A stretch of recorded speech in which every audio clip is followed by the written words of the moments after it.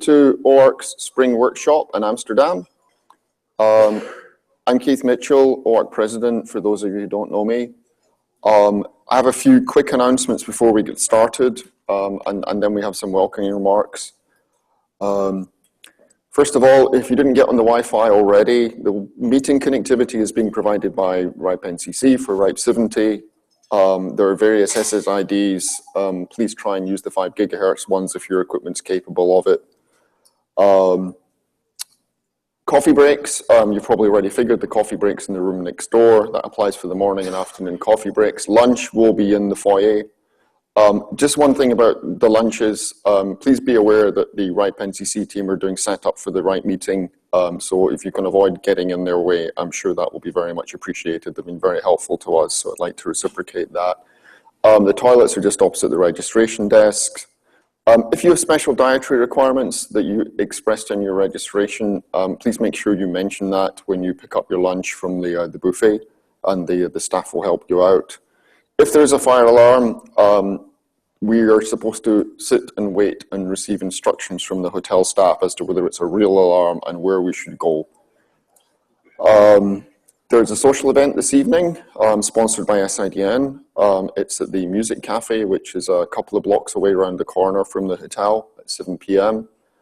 We'll be running a PGP signing session. Matt Pouncett, will be doing that during lunch tomorrow. So you can have Sunday lunch, Yorkshire pudding, and PGP. Your badges, you'll see that the lanyards for the badges come in 3 colours. If they are red, that means they are a member of OARC staff, an OARC board member, or a member of the programme committee. So they're the people, if you need any help with anything, you've got any questions, please ask them. Almost a third of the people in this room, it's their first OARC meeting. I hope that you will all help make them welcome. These are the people with the blue lanyards. So I just like to express a special welcome to everyone who's here for the first time. When you leave, whether it's at the end of tomorrow or at some other point, we'd appreciate if you could give us the badge, lanyard and badge holder back. We're webcasting proceedings. We're using Google Hangouts for this. I'd like to thank Dave Knight for helping out with that. We're going to be bringing in one of the team members to present remotely, which is a little bit of an experiment for us, so please bear with us. There's also the regular Jabber room. Please, everyone's got loads of devices, just make sure they don't make beeping noises during the proceedings. If you've got a question to ask at the end of a session, then please, we have a number of people who have microphones. Wait until you get a microphone, identify yourself and your affiliation for the webcast. And we've also got a hashtag going on the various regular social media. Speakers, thank you for everyone who's uploaded their slides. If you haven't done so yet, or you've got fancy AV requirements, please come and see me during one of the breaks. We've got a lot of material, so I'd appreciate the speakers could keep to the time slot. Stefan here will be counting you down towards the end of your slides to allow for time for questions at the end. If you're a speaker and you're up on the podium, if you can put your wireless devices to airplane mode so that you don't buzz into the AV system. And again, thank you to all our speakers. We wouldn't have a workshop without the speakers, so we really appreciate your time and efforts. So before I cut into my presentation, I'd like to hand over to Andre Philip, who is the OARC chairman. And Andre has a few opening remarks he would like to make.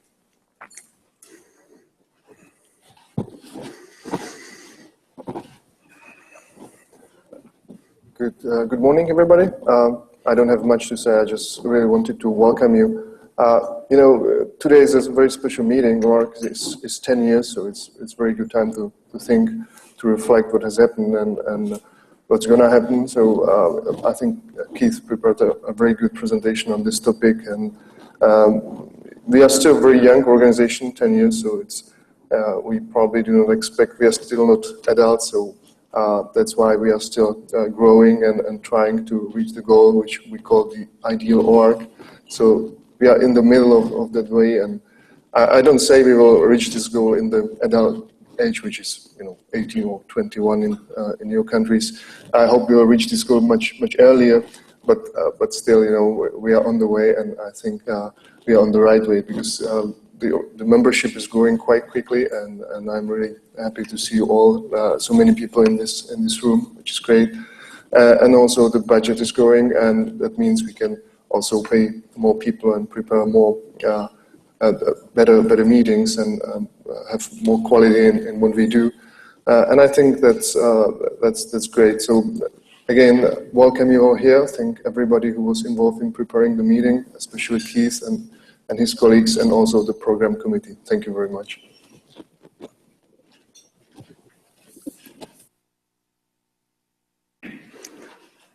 Okay, thank you, Andre. So I'd also like to invite Jelte Jansen from SIDN up for a few opening remarks. It's great to be in the Netherlands. Jelte, as the representative of the .NL registry, they've been very good in terms of being our gold sponsor this time, and also sponsoring the social this evening. So, Jelte. Thank you. Wow, this is getting quite big, the OARC meetings. It's nice to see such a great turnout. So, I am from SIDN. Those of you that don't know us, we are the .NL top-level domain registry, as Keith already just mentioned. I myself work for SIDN Labs, which is the R&D department there. We do a lot of analysis, and we try to improve the internet in our own little way. And therefore, we are very glad we can be a part of DNS OARC and sponsor it.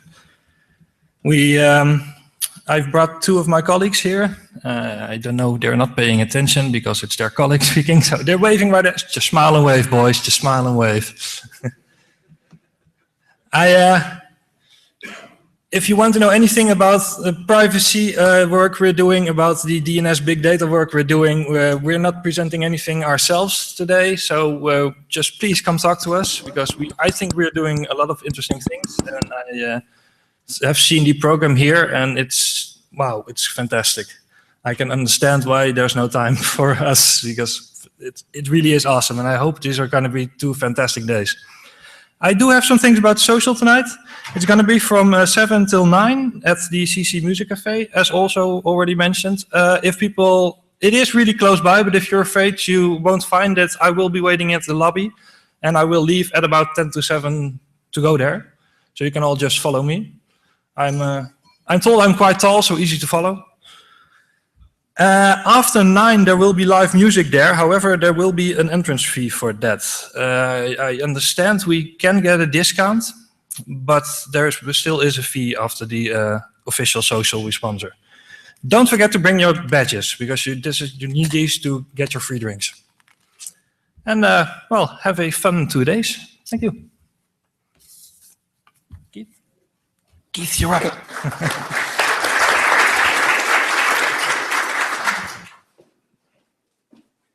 Okay, so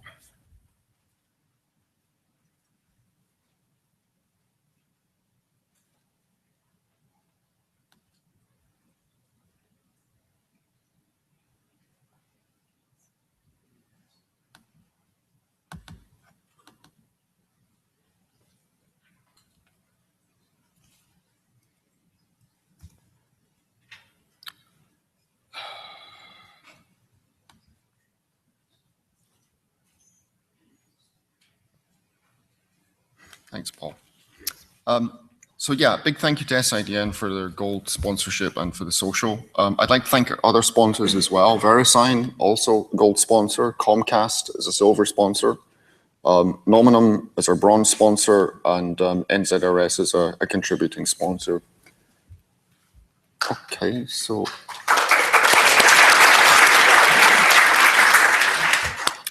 as Andre mentioned, it's 10 years of OARC, so we decided there was a few little things that we wanted to do to mark that particular occasion. I've been involved with OARC for nearly 9 years on and off now, so some of what is in here is based on my flaky memory of things, or things that happened even before my involvement. So I'll just put that disclaimer in. If there's any errors of fact, please let me know. So it's actually slightly more than 10 years. The first OARC meeting, which I think was a fairly informal gathering, was in October 2004. The vision for OARC was very much Paul Vixie's. It's something that he saw, and Paul has been a visionary in many ways, and we're grateful to him that he had the foresight that we needed an organization like this. It certainly seems to me, when you see all the ways in which the DNS is a vector, victim, and solution in terms of the various types of abuse that go on the internet, that it's just as relevant now as it ever was. And we've been around as we're an internet institution now. We've been here for nearly a decade. It seems to fill a long-term need. So I have a few brief observations on our journey since then. There have been various incidents. These are by no means all of them, or necessarily the worst or most visible, but they're certainly ones that have stuck in the cultural memory. I don't remember it specifically, but Microsoft had quite a nasty outage in 2001 when there were some DNS issues. There was a major attack on the root servers in 2002, which is certainly, I think, the main motivator for OARC. We're still dealing with open resolver issues. They've been around for many years. There was another attack, which I certainly do remember, on the root servers in February 2007 during the Toronto Nanog, if I remember. And then we had the whole Kaminsky Summer of Fear, these particular vulnerabilities and the various entropy-based measures that were taken to deal with that. INN queries been a real nuisance, maybe not so much lately, but they've certainly never gone away. And then one of the biggest DDoS attacks on the internet, the so-called Stop House attack, was only a couple of years ago. And as we'll have at least one presentation this weekend about the random label attacks against authoritative servers are still going on. So here's some visibility that OARC was able to generate using data from ISC about the 2007 February attack. Small potatoes by today's standards, but it was still a very direct attack against the root. So how did OARC get bootstrapped? I may have omitted some people. Most of them were ISC employees at the time, but Brett Watson was involved in a study about how to make collaboration work. Suzanne Wolf was the first Secretariat representative for OARC. Long before Dave Knight did a whole bunch of things for OARC, he built our first file server. The portal software was written by Michael Graff. Dwayne Wessels and the Measurement Factory were very instrumental in DSC and various data collection. And slightly less recent, less in the distant past, Jeff Sisson was involved in a couple of studies, which I think were quite important. Here is the original OARC data gathering infrastructure built by Dave. I'm pleased to say that all this hardware is out of service now. But it did some sterling service, and it was fairly innovative in its time as well. So how did it evolve? For the first 4 or 5 years of its existence, OARC was a project within ISC, something of a cost center within ISC. Mind you, well, I won't make any more remarks about cost centers within ISC, but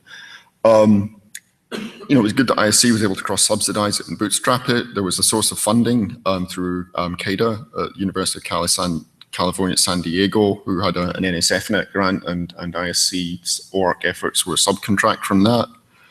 I started at ISC when I moved to the US in 2006, and I pretty much worked at the start full-time from OARC. One of the things that we managed to do within a couple of years was to create a separate legal entity, to have a board elected for that, and to achieve US nonprofit status for that. And the history has been gradually increasing autonomy. Before we had a board, we had a policy council, and it would be remiss of me to not mention Jerry, Matt, George, John, and Andrew, who all served in that and helped bootstrap the organization. And we've also had a lot of board members over the years, and some of them even come back. But one of the things I want to do now is to do specific recognition of the board members. So one of the things that we did is we did a small token of appreciation for the board members who are based in the US. We already shipped them. And for those who are not here, they have also received these, but 4 of the past board members are in the room, and we'd like to just have a little presentation ceremony now. Before I do that, I'd just like to recognize Matt Larson, who was one of our first board members. Matt, and just to say thank you.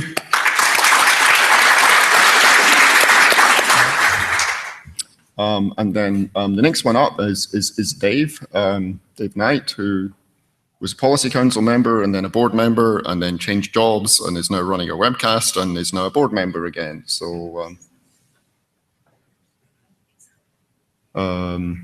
this should.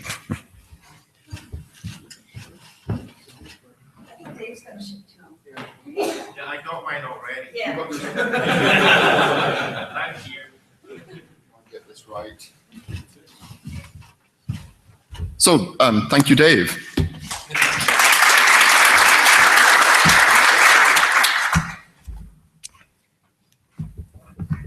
So is Roy Aarons in the room? Roy is not here. He's here on Sunday. Okay. Okay. Also, Jerry Sneeringer. Jerry is not here, but again was and Suzanne Wolf. So again, they're not here. But I think just in case they're on the webcast, a round of applause would be appropriate.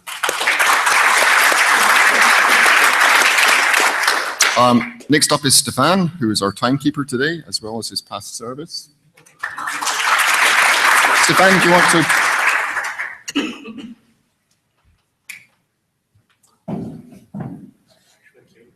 And also Peter Koch. Peter, do you want to come forward?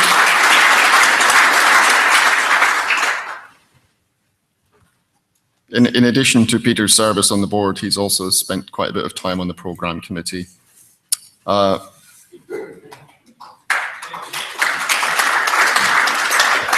is one of our longest serving board members.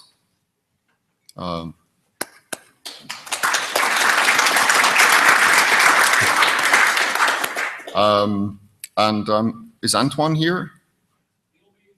So Antoine's tomorrow as well. Okay, so the local guys are obviously enjoying their Saturday.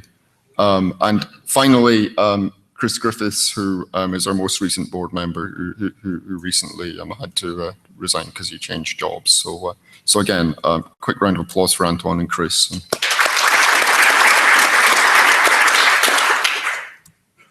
So we've also had a bunch of mugs who've done my job. As I say, I was executive director from 2002 to 6 to 8, and for the past 3 or 4 years now. Dwayne did this stint for a couple of years, and Wayne McLaurin also did. And Dwayne and Wayne have both continued to contribute to OARC in a bunch of ways. So OARC is all about measurements and numbers, so I thought it might be a good idea to present some measurements and numbers about OARC itself. We now have a 90 terabyte data set.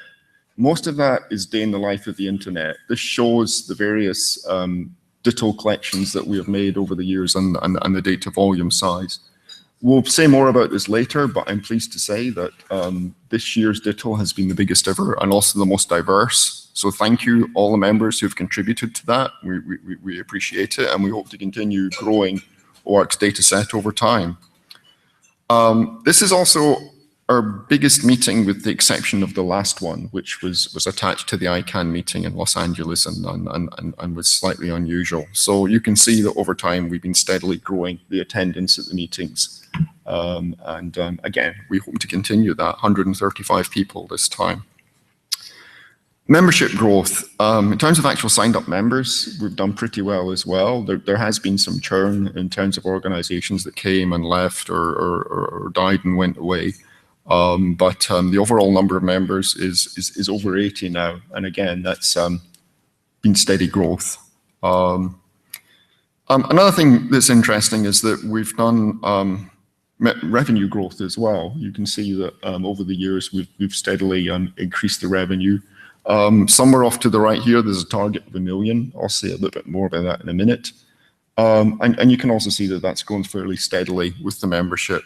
A measurement I think is quite important is learning lessons about nonprofit sustainability is average revenue per member, which is the degree to which each of you support and also keeping under control the amount to which we cross-subsidize organizations that join without contributing resources. And again, I'm pleased to say that It's not a completely smooth graph, but I'm pleased to say over the past few years, we've managed to increase that. So again, thank you all for your support, particularly the Platinum members that have upgraded, which has helped that. So what's the point of OARC? It's about making a difference. I can think of lots of small ways in which I think we make a difference. I tried to think of some of the instances over the past decade when we've made a bigger difference. And the ones that came to mind, and again, this is not an exhaustive list, is that during the summer of fear, when everyone was dealing with the Kaminsky cache poisoning vulnerabilities, Dwayne put some tools together which allowed people to test their resolvers, and that basically helped us measure the mitigation of the issues, and you know, I think that definitely helped quite a bit then. We were also engaged in studies when the root zone was DNSSEC signed, and also when IPv6 was delegated into the root zone, to help demonstrate that it wasn't breaking anything. There was data gathering going on there, coordinating obviously with all the root operators. I think that the last year it turned out all this huge pile of data that we'd accumulated actually made a difference. It was the only thing that people could identify with the name collision studies. As a consequence, it looks like .corp and .home are never going to get delegated. And again, that's probably prevented some internet nastiness out there. And then last month, when Mozilla decided to start using a feature of DNS that we all thought was in our rearview mirror in browser, it generated quite a lot of response from the community. And again, OARC was able to reach out to Mozilla and deal with that. And you know, these are specific instances, but I think the other way we've made a difference is we built a community of all the people in this room. As I say, we have 6 Platinum members now, more Gold members, even more Silver members, lots of Bronze members, and a couple of our new Blue members. This is an entry-level membership status. So I'm pleased to say that NLNet Labs have upgraded to that, and we've also done a reciprocal membership exchange with Monk, who are also very much in the business of. So hopefully we will see more Blue members, and really, you know, just to say thank you to everybody out there, for all of you for your support and the ways in which we've allowed our work to build up over the past decade. So yeah, so that's looking into the past. Obviously, it's not just about the past, it's about the present. So I'm ready for my next presentation, which is the usual status report about OARC.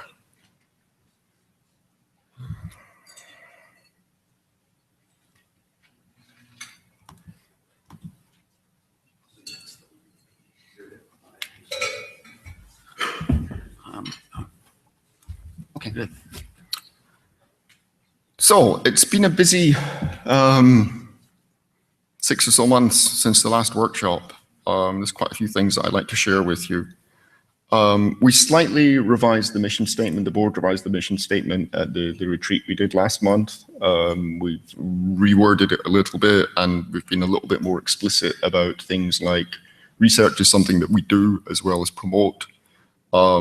We decided that we like to share information responsibly, which generalizes on what it previously said, which was confidentially. Emphasize the open nature of our workshops, and also emphasize the need for public awareness of the DNS. But otherwise, the mission stays the same. How do we implement that mission? We coordinate the community, we do data gathering, we operate various information sharing resources, we maintain and host various tools, and we do outreach through workshops like this and also sharing meetings. A quick recap. For those of you who are not familiar with OARC governance, we have an independent legal entity, a very diverse member base. We are financially self-supporting. Past 2 or 3 years, we've been both cash and P&L positive. We basically like to be neutral and do that through our self-governance, through our elected board. We've increasingly contracted executive staff in addition to some secretariat services. And for the workshops, we make extensive use of volunteers, not just for the program committee, but also for the running of the workshop. And from a US tax authority point of view, we have non-profit status. So what have we achieved over the past year or so since the last workshop? I'm pleased to say that we have 2 new staff members, membership coordinator Sue Graves and project development manager Delaney Galani have both joined us recently. We've done a major refresh and expansion of our storage capacity and consolidation of the data set. That 80 terabytes has grown by another 9. We just completed the digital 2015 data gathering, and yesterday that data is now available to you. We did the cleanup on that. There was various membership category changes, which I'll say a little bit more about in a minute. We had a board retreat in Dallas last month to review progress against the strategic plan that we put together at SIDN's offices a couple of years ago. We've also started doing new stuff, and a lot of the past few years have been tidying up and catching up and cleaning up, but I'm pleased to say we're starting to do new stuff, and we've started collating all the RSAC 002 data from the operators, and we're going to grow on that. This workshop, we've done an experiment of charging for registration for non-members, thank you for those of you who have contributed. It helps us a lot, especially when we come to a slightly more fancy hotel than we normally would like this. That's definitely helped us make the workshops sustainable. It also means that we can continue to grow the workshops without having to worry about always being able to find sponsors. And we've also started doing, you will get these info dumps from me in terms of twice yearly presentations, or in the other quarters of the year, a big long email. We decided we needed to make the information that goes out to the members more digestible. So we're making more use of social media, and we also now have a blog platform, which will hopefully have 2 or 3 postings a month to it that will give you more updates about what we're doing. The board is a very important part of OARC governance to represent your interests, the members. And we've had quite a few board changes recently. We had 2 new board members elected, George and Dwayne. We also had 2 board members step down, and unfortunately Chris Griffiths recently left DINE. The board seats belong to the organisation, not to the individual. So Dave Knight has stepped up for the remainder of the DINE time, and Jim Galvin has taken over from Matt Pounce's seat at Affiliates. We will have board elections at the AGM in the autumn. If you're interested in standing for that, then please consider it, or please come and talk to one of the existing red lanyard holders if that's something you're interested in doing. We also have a few changes to the programme committee for this year. I'm grateful to Sebastian, who has continued as chair. Maurizio from ICANN is a new member. Jeff from APNIC has joined, and also Luciano from NIC.AR. And as you're aware, our workshop in a year's time is in Argentina, so it's great to have support from .AR. And thanks also to Paul and Liam and Sean and Dwayne for all their support on the programme committee too. So as I say, OARC does not have full-time employees. We don't have our staff are all independent contractors, and some of us wear more than one hat. My time for OARC is 75%.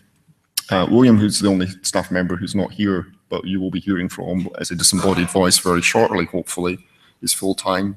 Delaney joined us a couple of months ago, so she's now full-time as project development manager. Sue is working 50% since the end of last year as membership coordinator, and Dinesh helps out with the events. We'd like to hire a software engineer. We have some projects in the works where we hope that we will be able to get the funding to support that. So watch this space. If you know of somebody or are interested in that position, and potentially first a start time in 2 or 3 months time, then by all means please talk to us. We still contract some services to ISC. Pam Stone looks after our finances, and Jim, who's also in the room, is me helping out with our wireless, runs the ops team there that provide the hosting for us.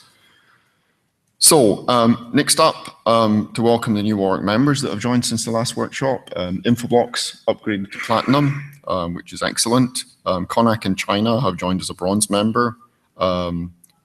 Technical University of Delft, another Netherlands organization, has joined as the new supporter category for researchers. The Slovenian registry.si is a bronze member, also the CCTLD for Finland. I mentioned the MOG arrangements that we have, and another research organization is the Institute of Computer Science, University of California, Irvine. Some other upgrades, Nick.br is upgraded to Silver, and LNet Labs are one of our first Blue members. I'm grateful to Microsoft for upping their Platinum level contribution. Google also upgraded from Gold to Platinum, and I've screwed up this slide because at the bottom it mentions who didn't renew, that was Aaron, and I'm going to try and remember who else didn't renew. It was, I'm sorry, Orange and Radix. So Orange is French PTT, and Radix were one of the new GTLD registries. So I'm not going to say much about infrastructure because William has a lot more to say about that. We've improved the portal. I know it's still running clunky 10-year-old code, but we've added the new membership categories and removed some stuff that nobody ever used, and are basically working more on the database behind it than what's in front. And at some point, that database will get migrated to a more modern interface. We're gradually building out our internal network core to 10 gig. We got a 10 gig switch, and William's gradually adding. We've been messing around with a standalone version of the OPS2 platform. Some of you will be aware of what that is. This is a service that OARC members value, but we're not able to support because we're relying on a third party for that.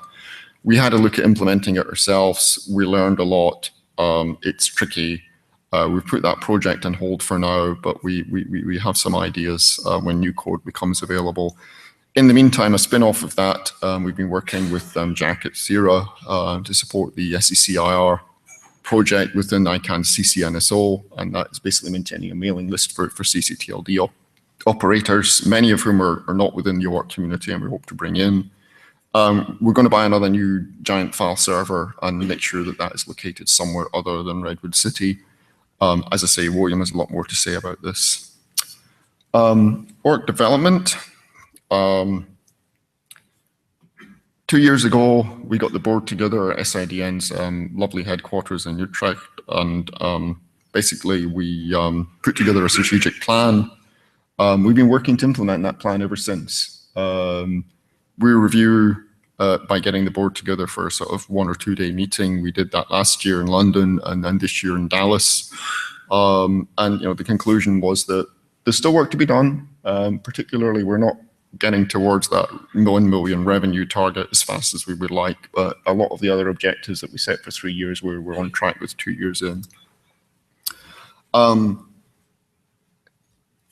some extent, this is nothing new, but I just wanted to do a quick recap because I know that a lot of the people in the room here were not necessarily in Los Angeles. A year ago in Warsaw, we had an EGM. We fixed some quorum issues that we had. We allowed e-voting, and we also put some anti-capture provisions in place. That then enabled us at the AGM to have a great quorum.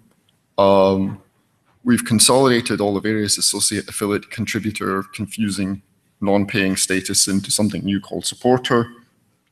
We have a new entry-level paying category, blue. We did some restructuring of the membership participation and data sharing agreements, and also just cleaned up all the bylaws changes that we made over the years. So with supporter status, there's a fairly explicit requirement that if you have supporter status and you're not paying any money for your OARC participation, then we want contributions in kind, whether that's data, publications, presentations. And Sue's working to put more processes in place to make sure that we actually track that and don't just let people wander on in that status for years. We want to get everyone who is on a non-paying status to either sign up for supporter status or a paying category. We'd love to have your money by the AGM. And then anyone who hasn't converted by the end of the year, we'll be removing these categories and the memberships that go with them. So if you're in a non-paying category, which is not supporter, please speak to Sue as soon as possible, and we'll get you fixed up there. The blue membership category, we identified a need for small organizations, tiny non-profits, potentially individual contractors, to have an easier membership category, which is only 1,000 a year. There's a maximum, there's some discretion there, but basically if you have one or both of more than $1 million revenue a year or 10 employees, then you won't qualify. But for example, we quite often come across research groups within larger institutions, and they will qualify. And we also upped the minimum qualification for platinum membership, which I'm pleased to say that all our platinum contributors match. The other thing we did is we restructured the agreement to split the concepts of information and data.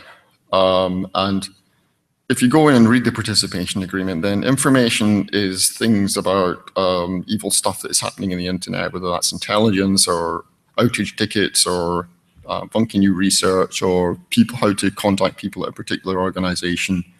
And that lets you participate in the trusted community without necessarily uploading your data. People are a lot more sensitive about data these days.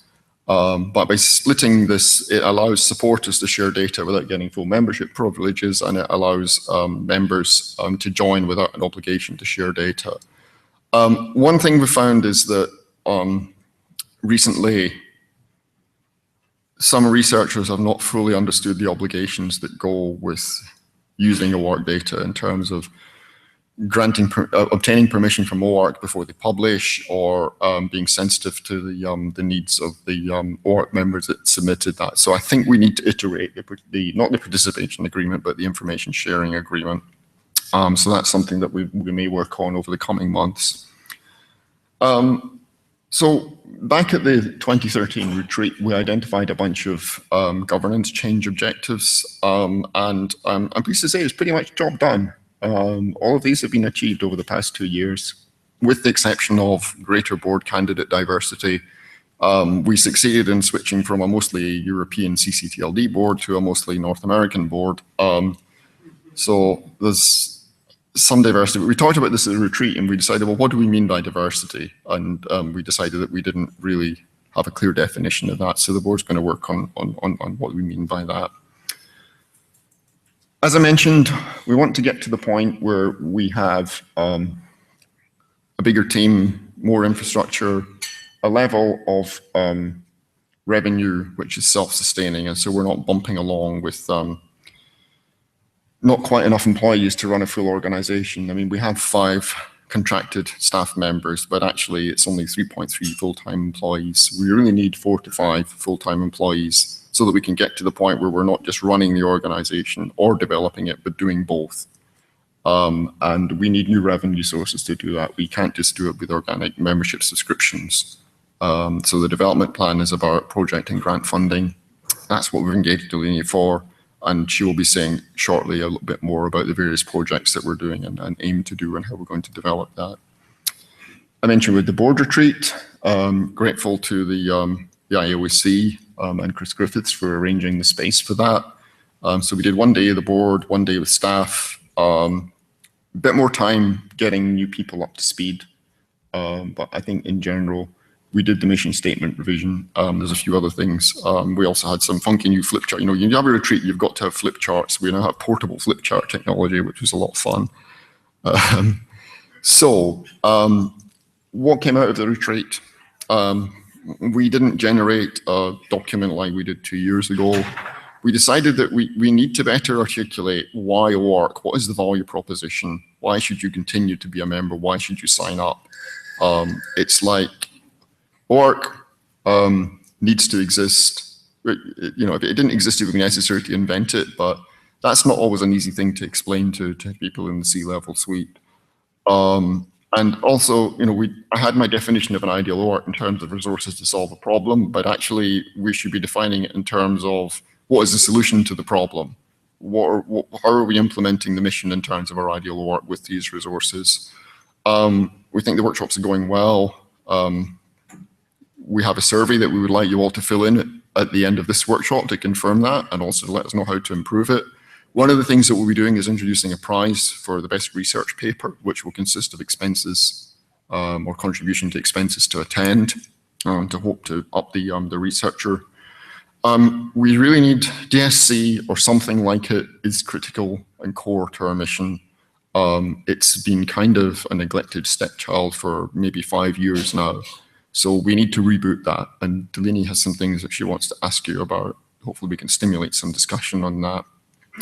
Also, getting people to give us our data, even though we're actually quite careful about it, is facing increasing challenges. There are concerns about privacy. There are concerns that the contributions are going down. It looks like we may have to start thinking about different policies for gathering data in different parts of the world.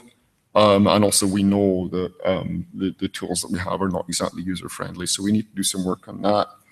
There are also places where, prior to the retreat 2 years ago, we did a big member survey, and the hard data from that was really useful. We need to do more of that. We need to base it on hard data and not just assumptions. And we also need to, we started some work in figuring out, well, there's bazillion projects that we could do. How do we figure out which are the ones that we work on? So the next thing that I do at these presentations is just to give you a quick overview of OARC's finances.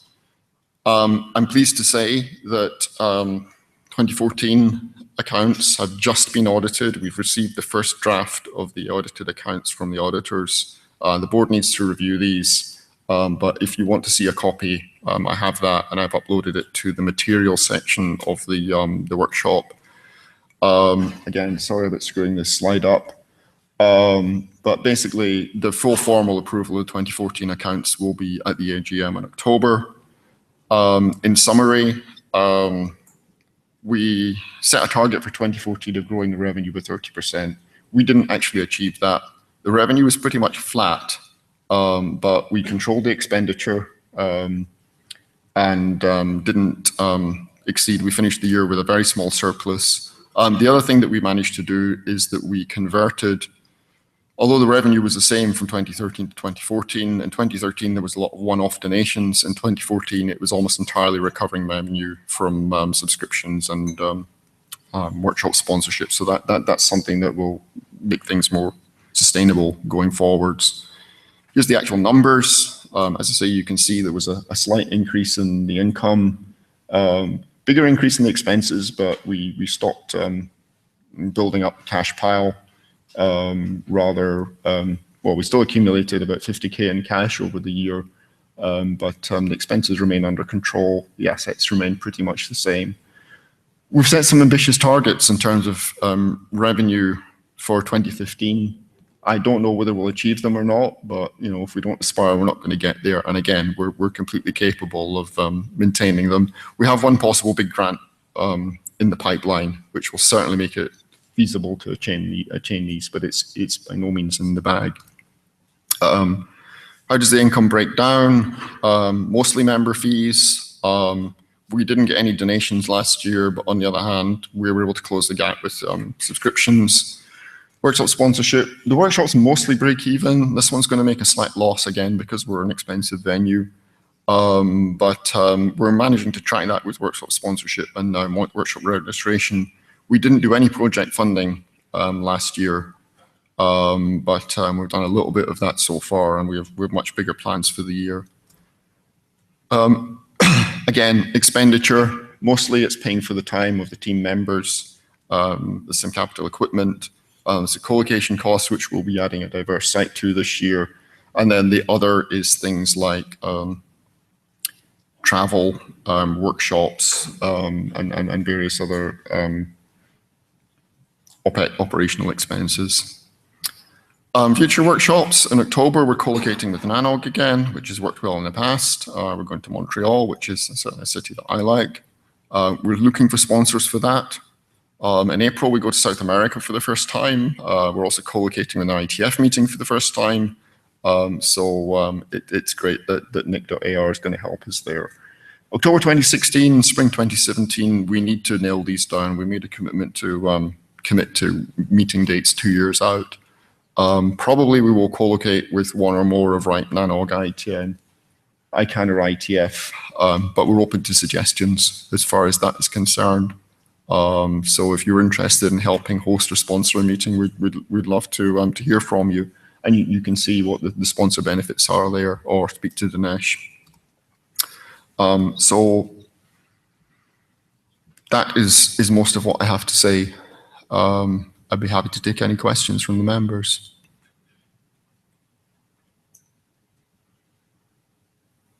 No questions? Okay, well, feel free to speak to me or any of the staff members. As I say, here's our phone and email contact addresses at any point this weekend, and you know, we look forward to seeing you in Montreal. Okay, so as I say, next up we're doing a little bit of an experiment, which is to bring William, who is based in Ottawa, and therefore it is extremely early in the morning for him to do his presentation remotely. So, Paul, can you help me?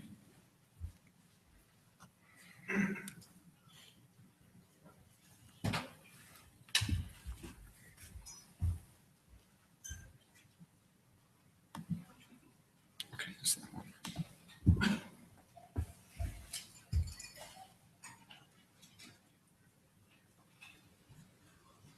Okay, so William, can you hear us? I can hear you. Can you hear me? To do his presentation remotely. So, Paul, can you help me? Okay, we're running a bit of a delay there. Yeah, there's a bit of a lag as we relay through Google. So hoping that everybody can hear me clearly.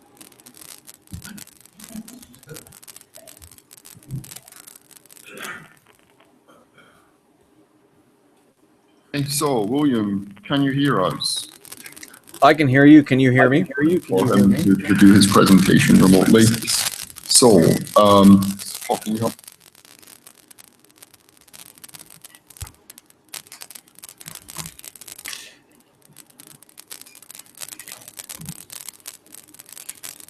Yeah, we've only ever got a remote presenter to work once on a workshop before, so please bear with us.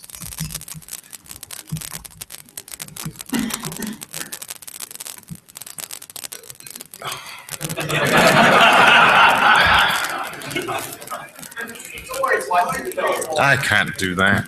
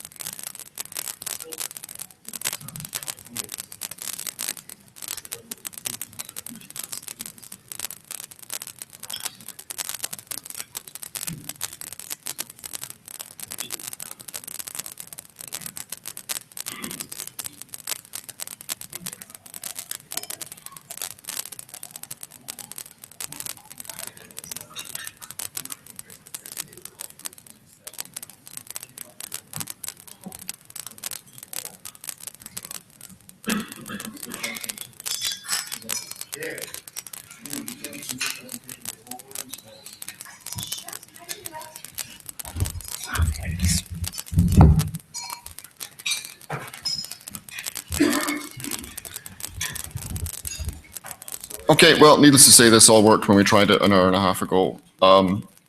So while we're waiting for William to tell you about our system status, I'd like to introduce you to Delaney Kamlani, who's recently joined us from ICANN as a project development manager. Delaney is going to be talking about the projects that we work on and also the plans that we have for projects. Do you need help to queue this up? Yes, please. Okay, Paul. Actually, no, hang on. It's good. It's good.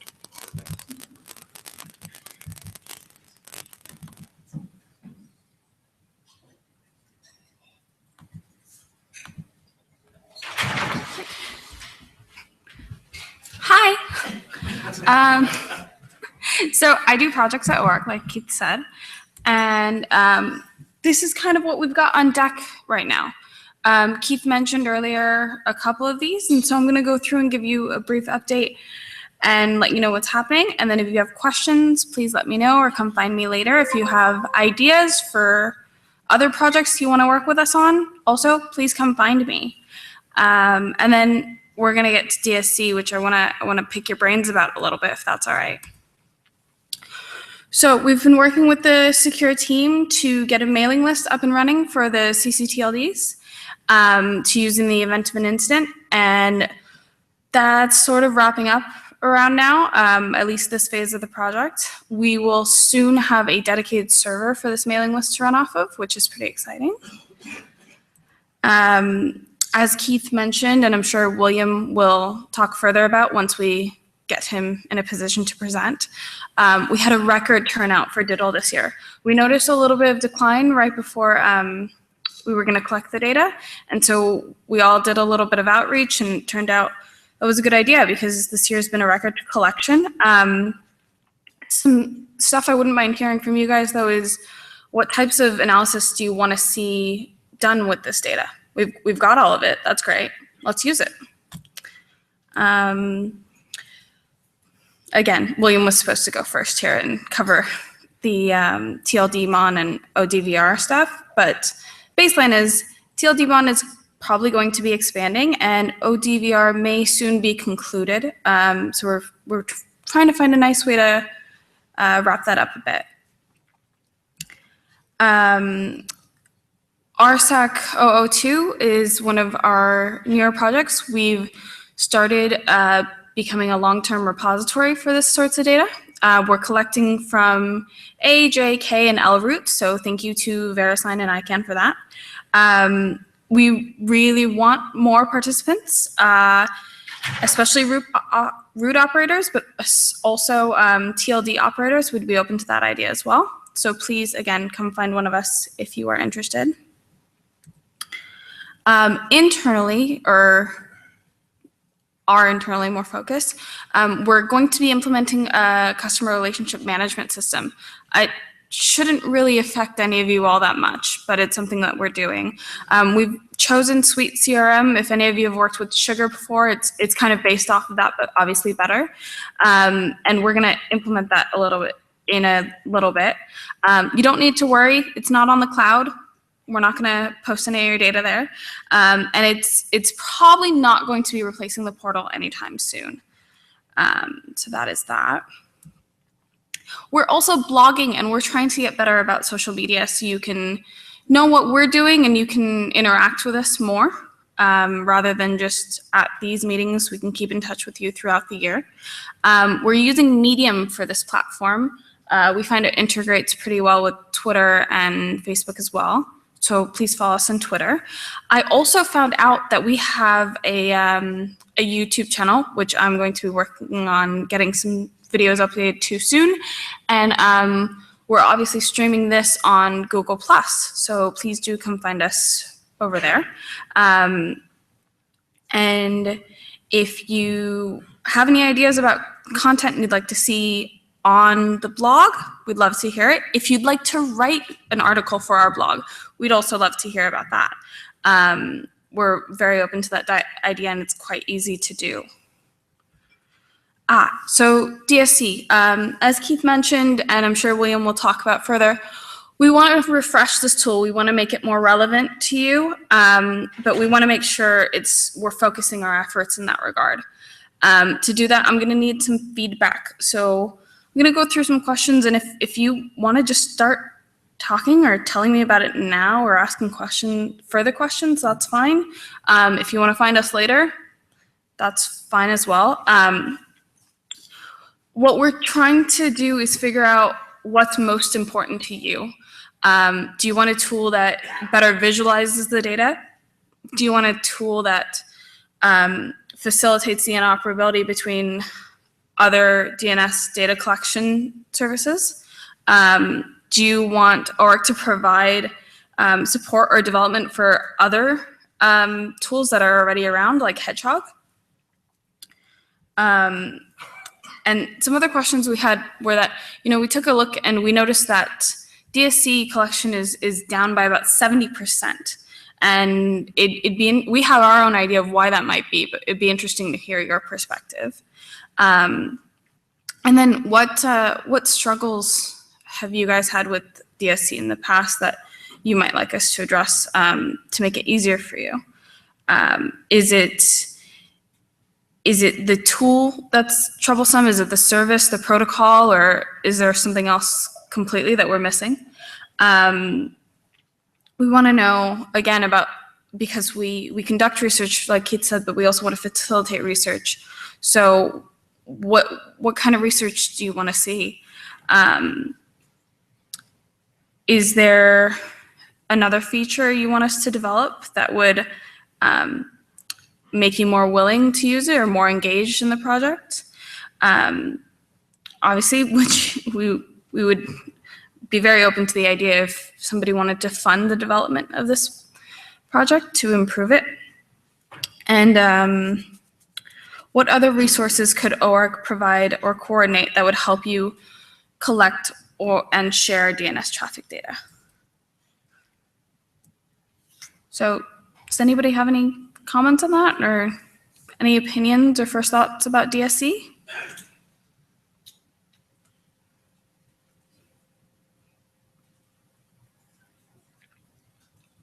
Yeah. I just wonder, did you go to these steps? Give me that microphone. Oh, my.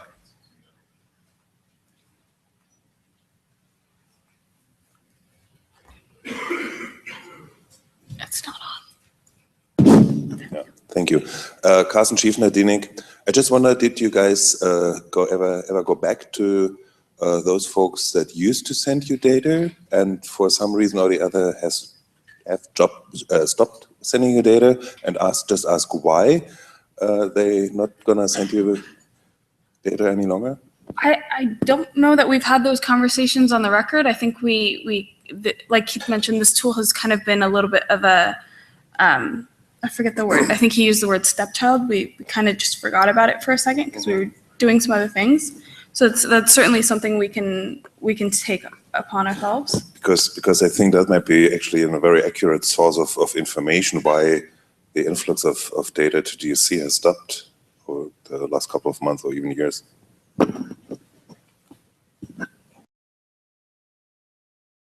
I can, and on the board and various other hats and seats and stuff. So our guys at LRoot have been working on some teams, on some related projects, and I think John's going to talk to that later.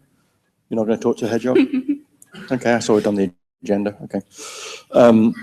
So there might be some discussion that's worthwhile having there about what they did and why they made their changes. I'd like to ask something about an earlier slide, which is RSAC 002. Okay. These are all the root servers that are pushing you data, but some of the root server operators are also publishing publicly data in formats that we could also pull. If you want, I can help you talk to those guys. I mean, they're publishing it publicly, so obviously we can pull it. Okay. But I mean, if you want more of a push relationship where they push data, we could help you with that conversation. The other side is, we're talking about collecting the data. What about actually visualizing that data in some way?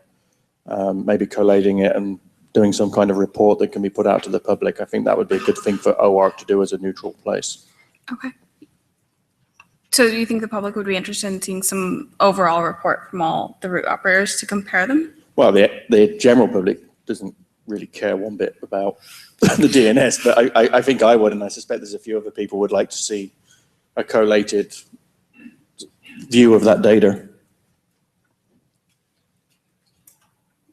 Dwayne Wessels from VeriSign, and I'll echo what John just said. I think it would be useful.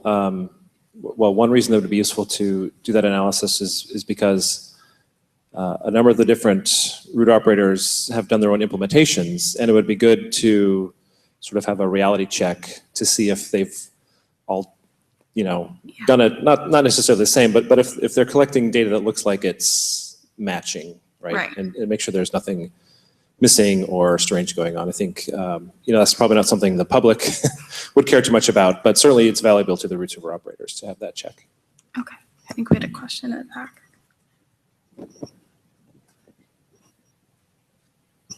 Hi, this is Anand from the RIPE NCC. So I'd just like to make a few comments. We've been using DSC for quite a long time, for K-root statistics as well as our other DNS statistics. We do like it. It's useful for daily operations, monitoring and stuff like that. It has a few limitations or shortcomings that we have engineered around. As far as we're concerned, it works for us using this model. We then noticed that there was a sort of a development in the form of Hedgehog, which was supposed to be sort of compatible with DSC and provide better graphing and stuff. We did try it. We found it extremely heavyweight and resource intensive, so much so that we actually had to stop using this. Again, the issue here was that its design prevented us from being able to use it effectively. And we would have had to engineer heavily around those limitations. So I actually still quite like DSC. There are a few limitations, especially in its grapher. The graph view that doesn't provide all these buttons and stuff to move back and forth in time, or select specific time periods to view and stuff like that. So I think if that were improved a little bit without making it too heavyweight, like the Hedgehog interface went, then that would already be a nice improvement. There's the processing side of DSC, which is also a little bit slow. And if that were improved a little bit, perhaps with some of the stuff that's been done in Hedgehog, then that would also be nice. And I'd happily continue to use DSC. So that's kind of our view. Okay, great. So John from ICANN has just asked whether the GUI was heavyweight or the collection. Both in their different ways were very heavy. The graphing component required, 300 packages to install. And and the collection was geared around a single database, which made it impractical for us to use because we have so many servers and we needed to collect data from so many places, and we needed to distribute this processing function, which just wasn't available. And I'd like to add something because John mentioned it. So our original use of Hedgehog was going to be mainly for the RSAC O2 statistics, and because of all the issues we faced, we just stopped using it and I went and wrote a few Python scripts and I was done. So, and we're using DNS cap for the collection, by the way. So that ended up being a much more lightweight and quick solution to RSAC O2 stars. Thanks. Hi, Anand. My name is John. I'm from Synodon and I'm one of the developers behind Hedgehog. I'm talking this afternoon in more detail, but we have addressed some of your issues. In particular, the database is now it's easy to host on a separate machine. So hopefully that would remove some of the bulk. But I'll talk more about that this afternoon.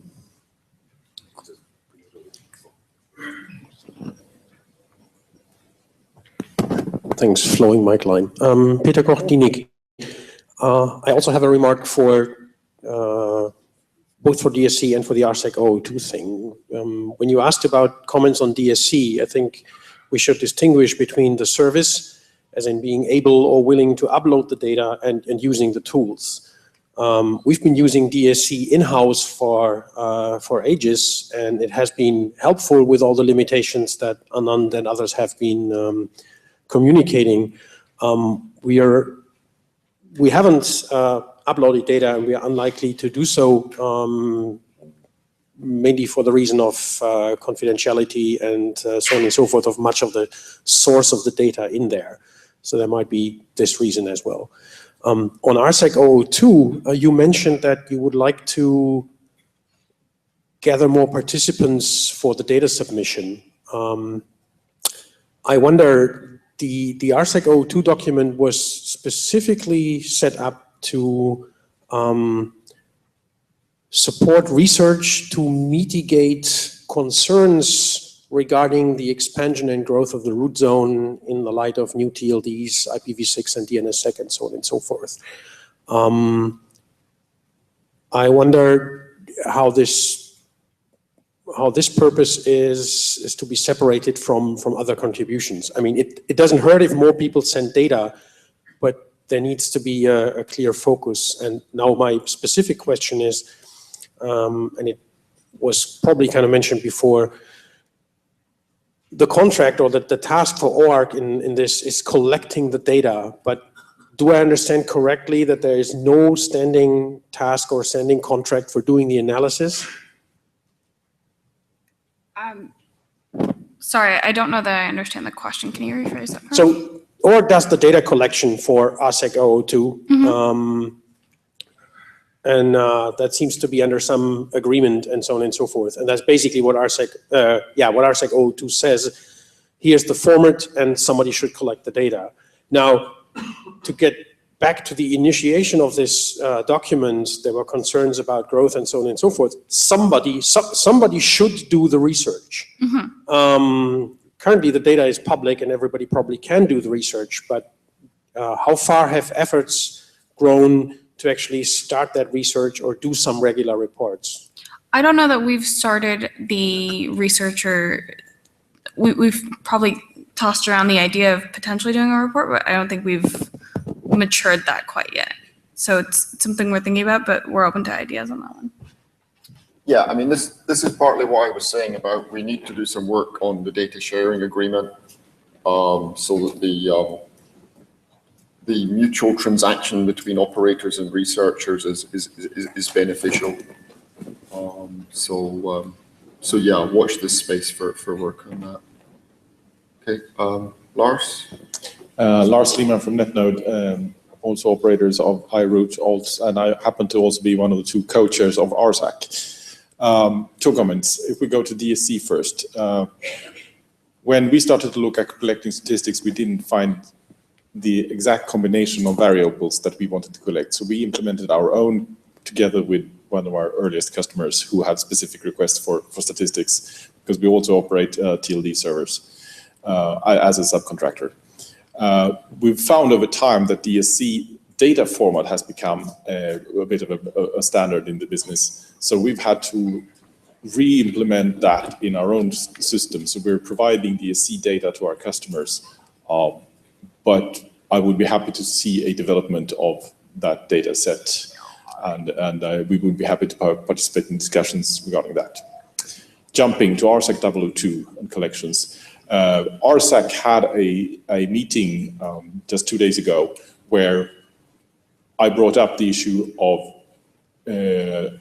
keeping an eye on what's going on with the RSAC 002 stats, because it's in the document RSAC 002 that RSAC is kind of recommended to facilitate keeping an eye on this. So I would like to be in touch with you so that we can find a common way of doing that, so we can kind of piggyback on each other. I know that William has some specific feedback from having scraped the original data, which he would like to get back. And the good news is that William and I have now been officially admitted to the caucus. So by all means, yes, let's have that dialogue. Yes, thank you. Hi, this is John from Synodin again. One of the issues that I noticed, admittedly, before you put your new infrastructure into place, is that trying to look at the data, say the digital data, for example, on the machines you had was very difficult because they were quite slow, but they were running FreeBSD 4 at the time, so it's quite a while ago. Yeah, I think that's not actually due to any lack of capacity of the machines. That's because the code is old and clunky, and we need to work on that. Right. I thought it would be useful if the OARC board was able to endorse or agree upon a acceptable anonymization function for the PCAP files, so that somebody could download them in order to do local analysis on a workstation, for example. I don't know if a program that changed everything so it's all in the 10/8 space or something like that. Okay. Thank you all for your feedback. Please follow up with Delaney. She's here until Monday, and we'll be putting out the questions as a survey, so that we can gather more objective data from everyone here and also everybody not here. So thank you, Delaney. Thanks, guys.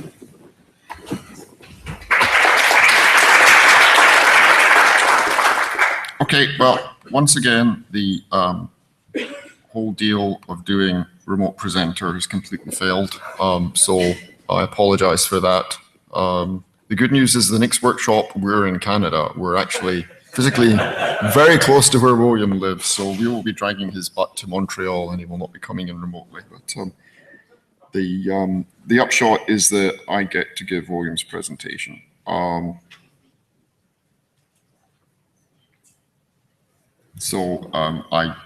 last saw this slide deck about a week ago, so please bear with me if I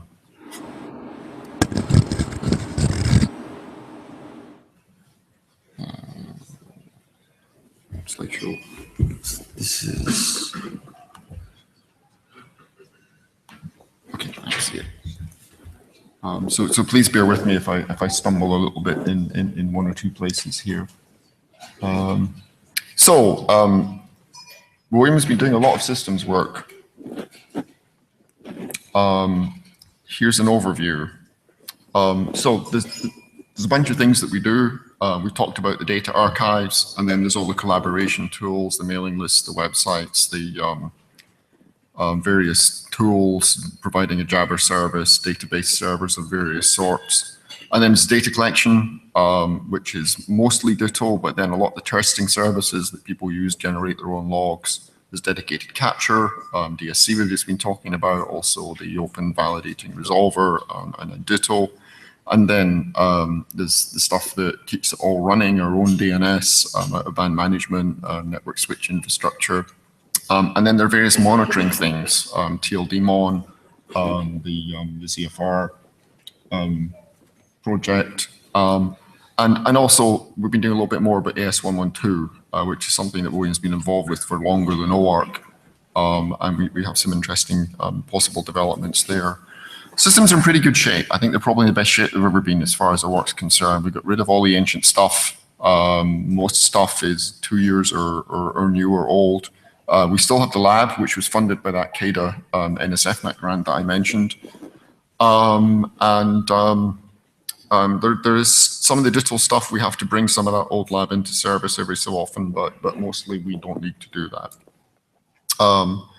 So the data is spread across a number of servers of various generations. Mostly these are Supermicro SATA platforms.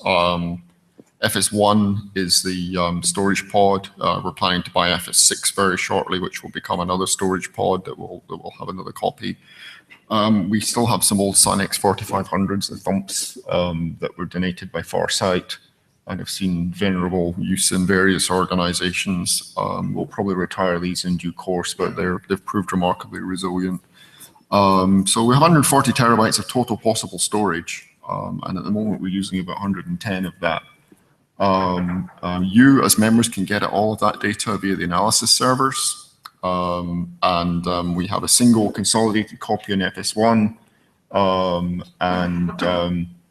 and then another copy spread across the others. And of course, you know, we're using RAIDs for these, so the actual raw capacity is substantially higher than the actual data set. So we've got new digital data. We also got a donation from Farsight of SIE data, some old SIE data, which came on a server. Unfortunately, the server received a bit of a bump in transit, so we've had some issues trying to recover that, but we're getting there. We've already talked about RSAC 02. We've seen the schedule by which the various root operators will be publishing that data between now and the end of the year, and we certainly intend to add each of them as we do so and to build up a single consolidated archive of that. William's also been doing some work in AS112 data gathering. As I say, we hope to expand that. When IANA made a decision to make the RFC 6304 changes without too much announcement, we did manage to capture that transition, and we've also agreed with IANA that next time they do something like that, we will help give the community, operational community, a bit more warning, and then, you know, tracking that these changes don't actually have a negative impact is in our interests as well as theirs.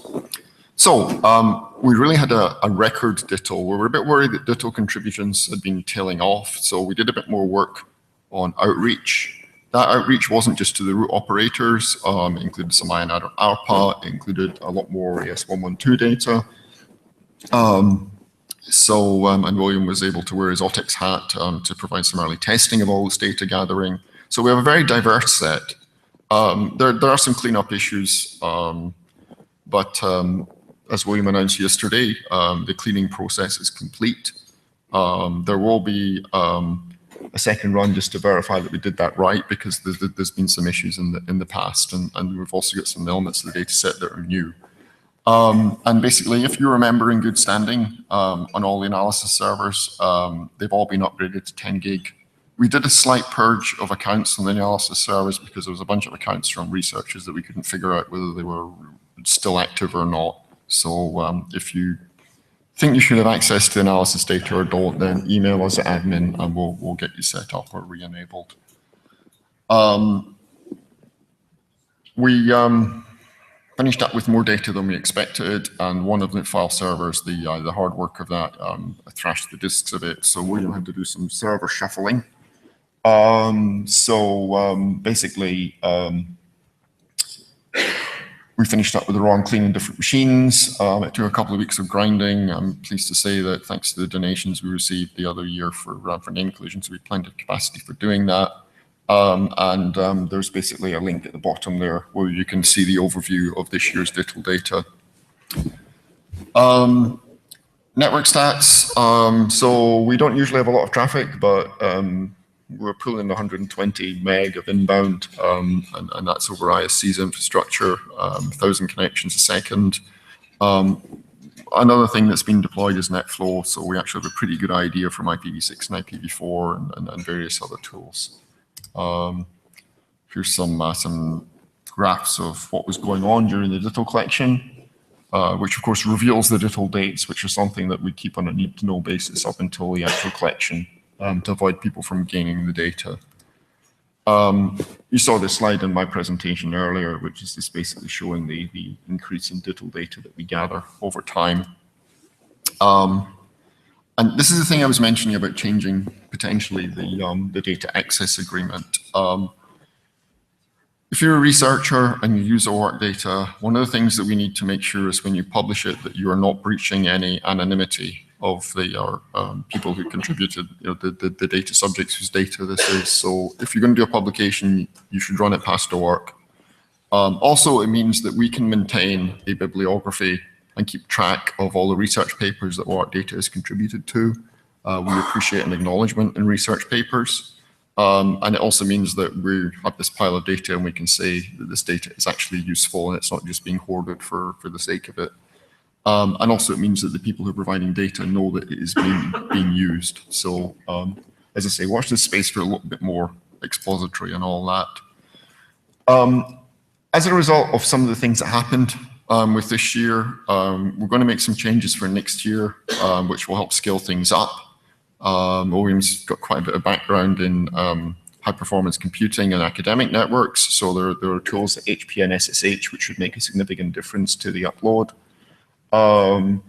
We may want to relocate the DITL to another country to overcome some concerns that some jurisdictions have created with regard to uploading data to the US. So watch this space.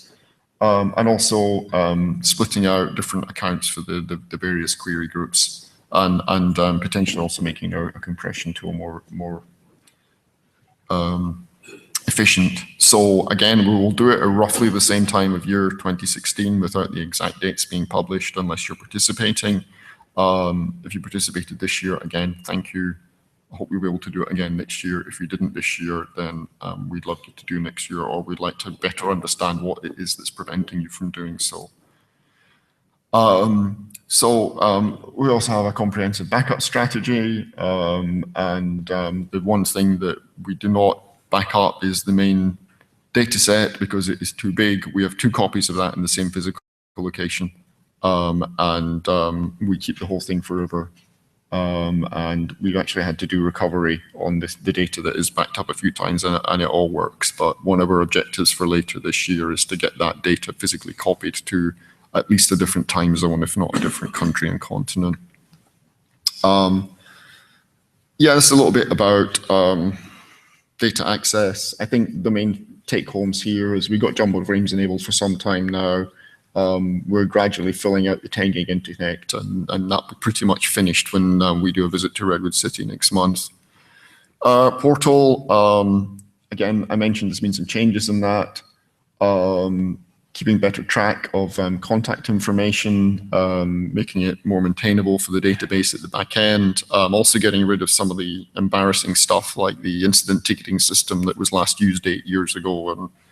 And so someday we will completely rewrite the portal, but for now we're focusing on maintaining quality data behind it. But you know, if there are various ways in which you think it could be easily improved or made more useful, we'd love to get your feedback on that. A couple of things about the portal to remind you. You do not subscribe to the members list through Mailman. You do that through the portal. And that needs to be the same email address. And if you create a Jabber account, that's the thing that on the portal that happens overnight. And the biggest single problem is that you want to do a password reset. If you didn't put your PGP key in when you could remember your password, then it gets messy. So we can upload the PGP key for you, but if you want to be able to self-service on that, make sure you make sure that you install your current PGP key into the portal, upload it there. Some other stuff, we've been keeping track of various contemporary measures. I'm pleased to say that we support DANE on pretty much everything. Somebody asked me yesterday whether we support DANE on the Jabber server, and I think that's work to be done. And also anti-spamming measures like OpenDKIM and OpenDMARC have all been implemented. There's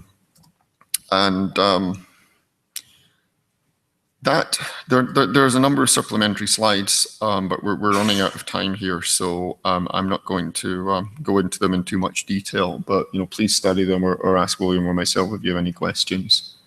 But yeah, the main next focus is to get the new file server and get that data replicated. So that is basically it. Any questions for me, which I may have to refer back to William depending on how deep you want to dive.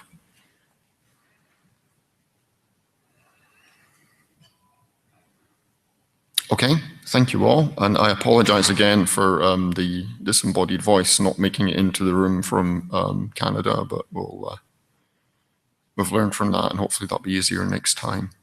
Okay, so no questions. Okay, so if you are not an OARC member, could you put your hand up, please? Okay, I'm afraid that I'm going to have to ask you to leave the room. The good news is you get the nice lunch first. We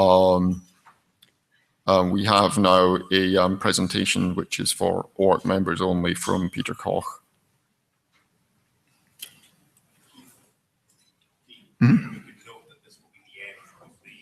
Oh, yes, and also because this is sensitive material, we will not be webcasting this. The webcast will resume at 2 p.m. Amsterdam local time.